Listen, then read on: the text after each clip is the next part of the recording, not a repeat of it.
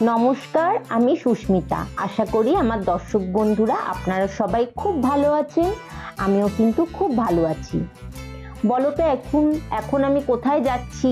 আমি যাচ্ছি আমার বাড়ির জন্য সাপ্তাহিক বাজার করতে। হায়দ্রাবাদে মেহেন্দিপাটনাম বলে একটা জায়গা আছে, যেখানে গেলে আমি আমার পছন্দ মতো বিভিন্ন রকম সবজি বাজার করতে পারি। কিন্তু তোমরা ভাববে যে আমার বাড়ির পাশে কি কোনো সবজি মার্কেট নেই? হ্যাঁ, আমার বাড়ির পাশে যে অনেকগুলো সুপার মার্কেট আছে সেখানে সবজিও পাওয়া যায়, কিন্তু সব রকম সবজি পাওয়া যায় না। তাই প্রত্যেক সপ্তাহে যেতে না পারলেও মাসে একবার এই বাজারটায় আসার আমরা চেষ্টা করি, কারণ আমার বাড়ি থেকে বাজারটা একটু দূরে।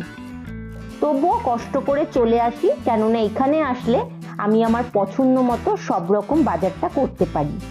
বাড়ির সামনে যদি বাজারটা বসতো তাহলে কত ভালো হতো না বলো? আর জানো তো, এই বাজারে মোটামুটি বলতে সারা বছরই কিন্তু কাঁচা আম বিক্রি হয়। শুধুমাত্র যে গ্রীষ্মকালেই কাঁচা আম পাওয়া যায় তা না, তোমরা মোটামুটি যখনই দরকার হবে এই বাজারটায় যদি চলে আসতে পারো তাহলে কাঁচা আম সবসময় অ্যাভেলেবেল পাবে। হ্যাঁ, হয়তো তখন দামটা একটু কম বেশি হবে।